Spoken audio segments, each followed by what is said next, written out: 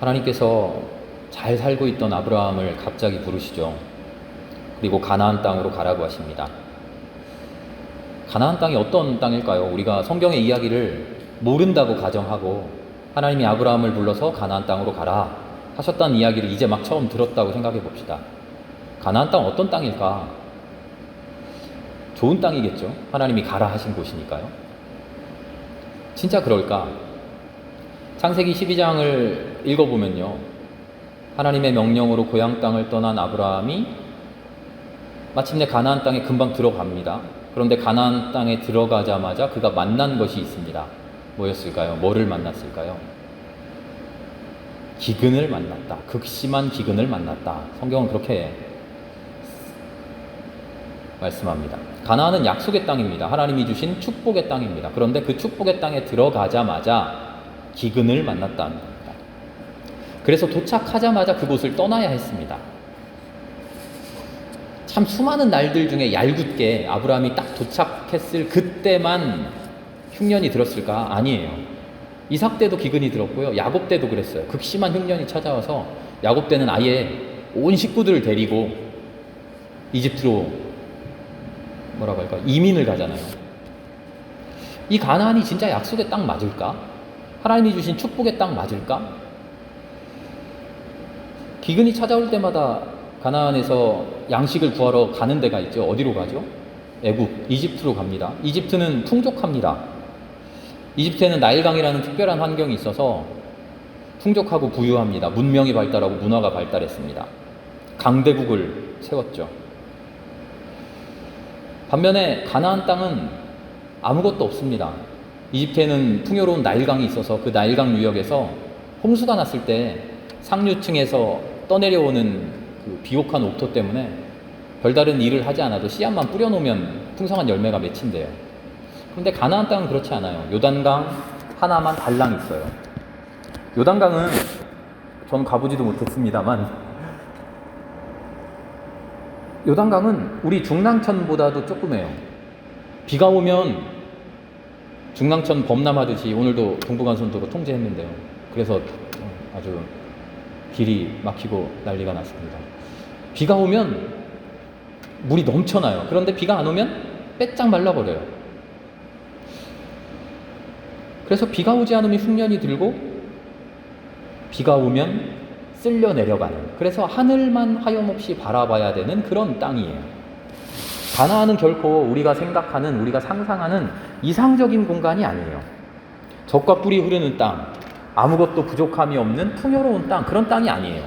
오히려 애굽 땅이 젖과 꿀이 흐르는 땅이죠. 그런데 하나님은 왜 저 애굽 땅을 너에게 주겠다, 애굽 땅을 차지해라 하지 않으시고 가나안 땅을 주겠다, 가나안으로 가라 그러셨을까요? 오늘 우리의 고민의 주제입니다. 아브라함은 복의 근원이죠.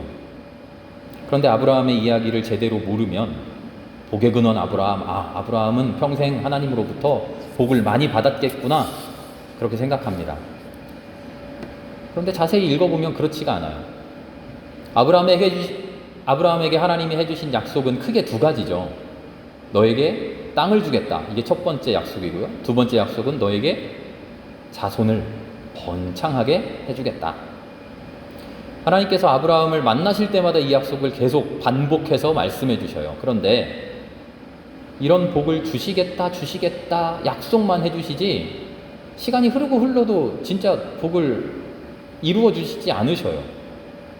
아는 사람 하나도 없는 타지에 와서 떠돌이 나그네 생활을 해나가면서 이삭을 낳을 때까지 25년 정도가 걸리는데요. 심한 기근이 들어와서 형편없는 땅, 그 땅을, 그나마 그 땅도 내 땅이 아니고 남의 땅을 이리저리 떠도는 나그네로 몇십 년을 살아요. 자손의 약속 받았는데 성경에 보면 그 안에 사라를 소개하면서 그 안에 사라는 임신하지 못하는 여자였다 이렇게 소개를 해요. 애초에 임신하지 못하는 아내를 데리고 있는 이 남자, 형편없는 땅에 유리방랑하게 만들어 놓고 너에게 땅을 주겠다, 너에게 자손을 주겠다, 그 약속만 지금 몇십 년째 하고 있는 거죠. 아내만 그런 게 아니라 그 뒤에 역사를 읽어보면 며느리 리브가도 그렇고요. 그 아래 며느리 또 라헬도 그렇고요. 성경은 임신하지 못하는 여자라고 계속 이야기합니다. 그런데 하늘의 별처럼 바닷가 모래처럼 자손이 번창하게 하겠다. 이게 지금 아브라함의 현실이에요. 하나님께서 약속은 철석같이 해주셨는데 그 약속은 이루어질 기미가 전혀 보이지 않고 시간만 계속 흘러갑니다. 결론을 먼저 말씀드리면요. 가나안 땅은 축복의 땅이 아니에요. 축복의 땅이 아니라 축복해 주시기 위한 땅이에요. 하나님의 축복이 막 넘쳐나고 있어서 누구든지 가나안에 들어가기만 하면 그 축복을 소나기에 넣고 축복을 누리면서 살 수 있는 그런 땅이 아니고요. 그곳에 가서 마침내 축복을 찾아내야 하는 그런 땅이에요. 하나님이 주시는 축복은요, 누구나 아무든지 그냥 맘대로 누릴 수 있는 그런 축복이 아니에요. 하나님 분명히 누구에게나 다 똑같이 변함없이 주시겠다, 은혜를 내려주시겠다, 더도 말고 덜도 말고 구분하지 않고 차별하지 않고 주시겠다 약속하시지만요, 하나님의 축복은 아무 생각 없는 사람들에게 막 흘러넘치는, 가나안 땅에 가기만 하면 땅바닥에 널려있는 거 그냥 죽기만 하면 되는 그런 축복이 절대 아니에요.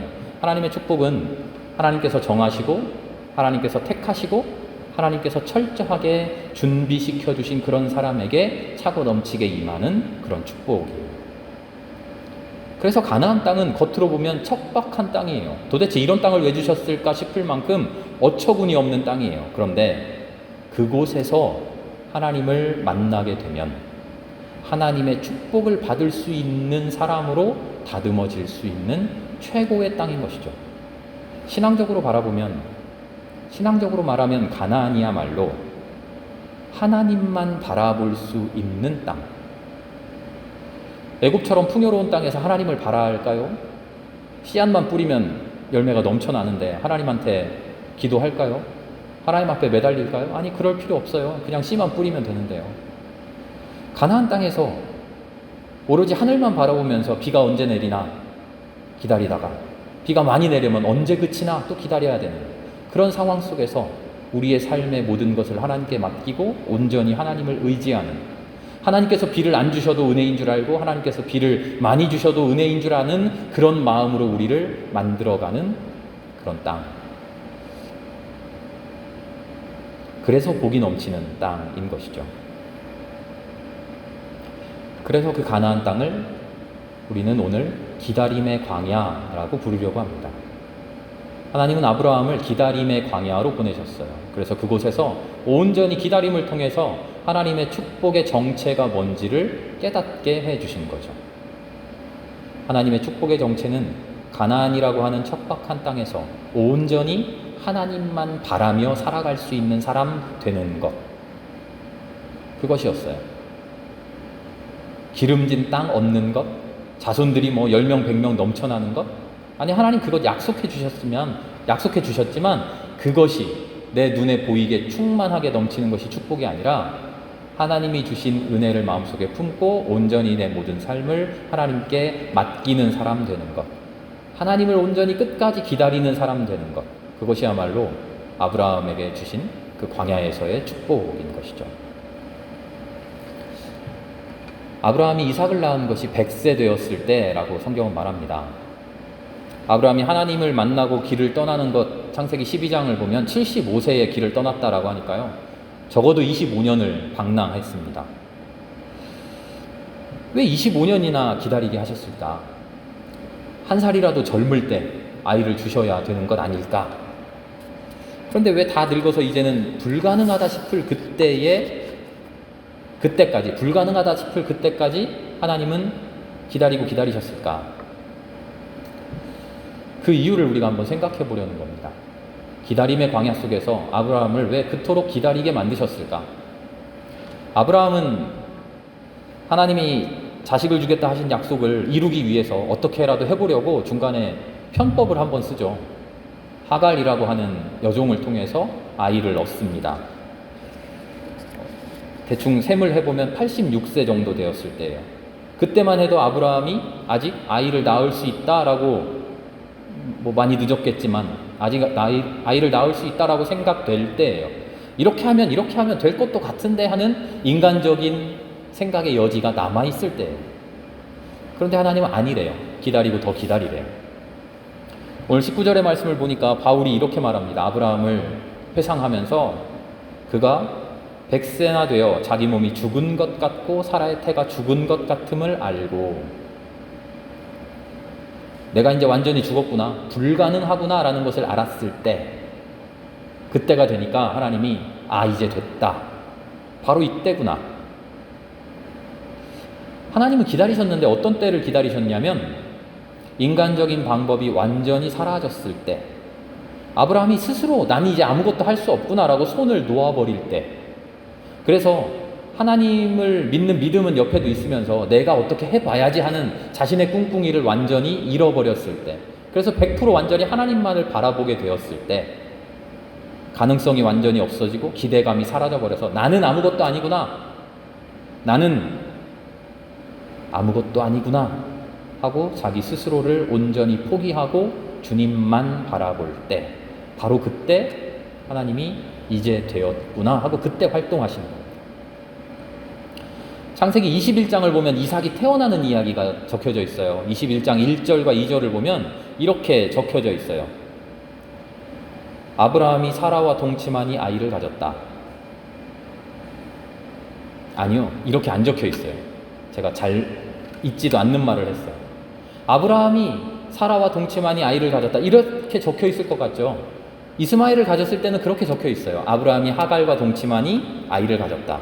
그런데 이삭을 낳을 때는 그런 이야기가 없고요. 뭐라고 돼 있냐면 하나님께서 사라에게 말씀해 주신 대로 사라를 돌보아 주셨고 약속하신 것을 주님께서 이루어 주셔서 사라가 임신했다. 조금 다르죠. 이스마엘을 가졌을 때와 이삭을 가졌을 때 성경의 증언이 다릅니다. 이스마엘을 가졌을 때 아브라함이 하갈과 동침하니, 최소한의 인간적 행위마저도 사라진 곳에서 아이를 주시는 거예요. 100세가 되어서 난 이제 완전히 죽었구나, 내 아내도 이제 완전히 죽었구나, 죽은 것과 다름없구나 생각하는 그곳에서, 최소한의 인간적 행위마저도 할 수 없는, 포기해버린 그곳에서 아이를 갖게 되는데, 하나님은 그 아이 갖게 된 것에 단 한 말씀도, 단 한 단어도, 단 한 구절도 인간의 개입을 배제하셔요. 인간이 아이를 낳았다가 아니라 하나님이 아이를 주셨다. 성경을 보면 하나님은 항상 우리 인간이 아무것도 아닌 것이 되었을 때, 우리의 힘을 놓아버렸을 때, 나는 주님 앞에 힘 없습니다 라고 포기했을 때 하나님 일하시는 것을 보게 돼요.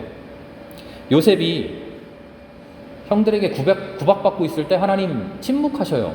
형들이 죽이려고 구덩이에 던져 넣었는데 하나님 가만히 계셔요. 상인들에게 팔아버렸는데도 하나님 좀 가만히 계셔요. 그때라도 개입하실 법한데 가만히 계세요. 보디발의 집에서 노예가 되었을 때도 가만히 계셔요. 감옥에 갇히고 더 이상 떨어질 데 없는 나락으로 떨어졌을 때, 그런데 그곳에서 하나님께 매달리고 있을 때, 그때 비로소 하나님이 일하시죠. 모세가 이집트 왕실에서 살고 있을 때, 그에게 어느 정도의 대단한 힘이 있을 때 하나님이 그때 너의 백성을 구출해라 했으면 모세가 좀 더 잘했을 수 있었을까요? 그런데 하나님 침묵하셔요. 하루아침에 도망자가 되고 살인자가 되어서 미디안 광야로 도망쳤을 때, 그때만 해도 40살 혈기왕성하던 그때 하나님 그때 나타나지 않으셔요. 1년, 2년, 10년, 20년, 30년, 40년, 이제 백발이 성성한 노인이 되었을 때, 내가 이제는 아무것도 할 수 없구나, 내 삶이 이렇게 끝나버리는구나 하고 모세가 스스로를 놓아버렸을 때, 그때 비로소 하나님이 그에게 나타나시죠. 그때 일하시죠. 다윗도 그렇습니다. 소년 장사 골리앗을 무찌르고 일약 스타가 된 다윗, 그를 통해서 새로운 나라 세우지 않으셔요. 사울에게 미움받고 쫓겨 다니면서 여기저기 전전긍긍하면서 도둑된 무리처럼 되어서 숨어 다닐 그때에,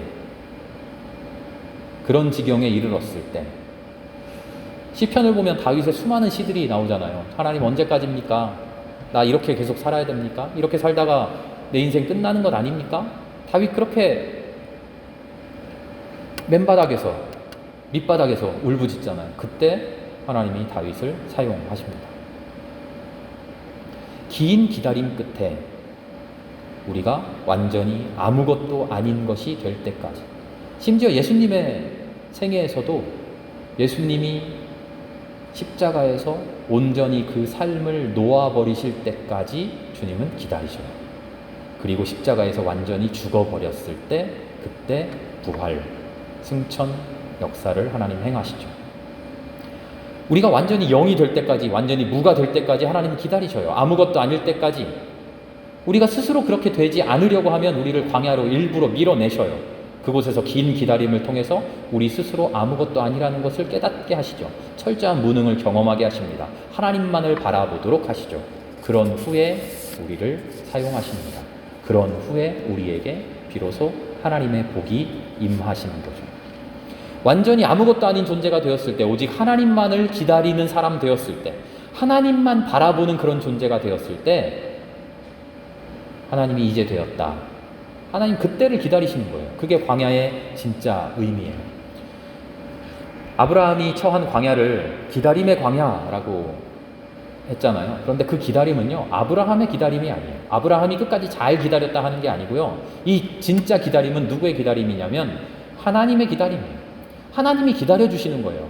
아브라함이 자기 힘을, 자기의 생각을, 자기의 능력을 다 내려놓고 하나님, 난 이제 내 힘으로 아무것도 할 수 없어요. 하나님이 인도해 주세요. 그렇게 엎드려지는 그때를 하나님 끝까지 기다리시는 거예요.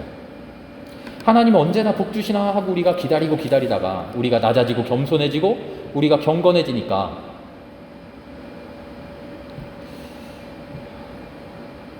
우리가 잘 기다렸네. 야, 기다리다 보니 하나님 이제 복 주시네. 나 참 대견해 하는 그런 기다림이 아니라, 내가 내 스스로를 칭찬할 수 있는 그런 기다림을 우리에게 주시는 게 아니라, 하나님께서 기다리고 기다리시다가 이제야 내 딸이, 이제야 내 아들이 복받을 준비 되었구나 하고 이제야 내 복을 받네, 참 다행이다 하시는 그런 기다림을 하나님이 지금 하고 계신다는 거죠. 기다림의 진짜 간절함은 아브라함이 간절했던 게 아니라 하나님이 더 간절하셨어요. 하나님의 복에 합당하지 못했던 그를 가나안 땅에 들어가게 하셔서 마침내 하나님만을 바라보는 사람으로 만들어 주셨던 거죠. 하나님께서 그렇게 긴 기다림을 끝까지 기다려 내셨던 거죠. 하나님의 그 기다림에 맞게 아브라함도 자신의 기다림을 용케 해냅니다. 그래서 그가 주님의 복을 받게 되죠. 우리는 기도하면 하나님이 들어주신다고 말하잖아요. 그리고 끝까지 기도해라. 하나님은 우리가 열심히 기도할 때 이루어 주실까요? 우리가 얼마나 열심히 기도하는지를 보아서, 우리의 열심을 보아서, 아직 너의 열심이 이만큼 성에 차지 않았어, 조금 더 기도해, 이렇게 말씀하시는 걸까요? 하나님은 우리에게 약속해 주신 것, 우리에게 주시고자 하시는 것, 그것은 반드시 주셔요. 그런데 우리의 열심과 상관없이, 우리의 믿음의 분량과 상관없이 주셔요. 우리가 열심히 기도했기 때문에 우리에게 주시는 것이 아니라, 우리의 믿음에 하나님의 계획이 달려있는 게 아니라 하나님의 계획대로, 하나님이 계획하신 그때가 되었을 때 하나님이 이루시는 것이죠. 아브라함의 기다림의 이야기, 이 이야기의 핵심은 아브라함처럼 여러분도 열심히 기다리십시오, 아브라함처럼 여러분도 열심히 믿으십시오 하는 것이 아니라, 하나님께서 여러분의 부족함을, 하나님께서 우리의 마냥 한없는 기약 없는 안일함을 끝까지 기다리고 계신다고 하는 하나님의 신실하심에 대한 증언입니다. 하나님이 우리를 사랑해 주셔요. 우리를 기다려 주셔요. 언제까지? 하나님을 간절히 사랑하는, 하나님을 간절히 소망하는 사람 될 때까지. 하나님은 언제 약속을 이루어 주시겠다, 어떻게 약속을 이루어 주시겠다, 그렇게 한마디도 하지 않으셔요. 다만 끝까지 기다리고 계신 거죠. 우리가 해야 되는 일은 그 기다림에 합당한 사람으로 스스로를 만들어가는 겁니다. 한 가지 확실함을 갖고요. 내가 아직 이렇게도 부족하지만 하나님 기다려 주시겠지. 아직 내가 완성되지 못했지만 하나님 기다려 주시겠지. 내가 이토록 또다시 좌절하고 또다시 작심삼일 처음으로 계속 돌아가지만 내가 나를 바라봐도, 내가 나를 스스로를 돌아보아도 한심할 정도로 어이없이 무너지지만 그래도 하나님 더 기다려 주시겠지. 그 믿음 가지고 하나님께로 나아가는 거예요. 내 삶이 가나안 같아서, 내 삶이 풍요롭지 못해서, 내 삶이 언제나 엎어지고 툭하면 범람하고 툭하면 메말라가서 하나님 앞에 열매 맺지 못하는 그런 삶을 살아가고 있지만 하나님 그래도 기다려주신다. 하나님 그래도 끝까지 기다려주신다고. 한 번 실패하고 두 번 실패하고 10번 100번 실패해서 사람 같으면 가망 없어. 저 사람 기다려봐야 손해야. 시간만 아까워. 온 세상이 나를 포기해버린다고 해도 하나님 나를 포기하지 않으시고 끝까지 기다려주신다는 거예요. 아브라함이 25년이 넘고 30년이 되고 40년이 되고 100년을 더 지났다고 하더라도 하나님의 약속을 저버리지 않고 그 마음속에 품고만 있다면, 아브라함이 계속 실패하고 실수하고 계속 좌절하더라도 그래도 하나님이 주신 약속이니 그 약속을 향해 나아가겠습니다 하는 그 신실함이 그에게 계속 남아있다면 하나님은 100년이고 200년이고 끝까지 기다려 주신다는 거죠. 시편 119편의 말씀을 보면 시인이 이렇게 말해요. 주님께서 언제 나를 위로해 주실까 하며 주님의 말씀을 기다리다가 나는 눈조차 멀어버렸습니다. 주님을 기다리는 게 너무나 힘들다는 거죠. 그러나 또 한편으로 시편 40편은 이렇게 노래합니다. 내가 여호와를 기다리고 기다렸더니 귀를 기울이사 나의 부르짖음을 들으셨도다. 우리의 삶은 이 두 가지 기도 속에서 왔다 갔다 합니다. 이 두 가지 기도의 중간에 있어요. 끝까지 주님께 매달리는, 그러나 주님께서 들어주시지 않은 것만 같은, 기다려야만 할 것 같은 그 기약 없는 기다림 속에, 그러나 한편으로는 하나님께서 확실히 나를 구원해 주시고 확실히 나를 살려주신다고 하는 그 확신 사이에 우리는 계속 살아가는 거죠. 주님께서 응답이 없어서 지치고 또 지치는 것을 한편으로는 한탄하지만 한편으로는 주님께서 마침내 응답해 주셨다고 고백합니다. 하나님 나를 사랑해 주시지 않은 것 같고 하나님 나를 구원해 주시지 않은 것 같지만 그런 나를 버리지 않으시고, 그럼에도 내가 주님께 계속 매달리고, 그럼에도 내가 주님을 사랑하고 주님 믿는다고, 주님의 사람 되겠다고 그런 나를 거절하고 심판하지 않으시는 것으로 보아 하나님 나를 구원하고 계시는구나, 나를 사랑해 주시는구나, 나에게 응답해 주시는구나. 우리는 어떻게 할까요?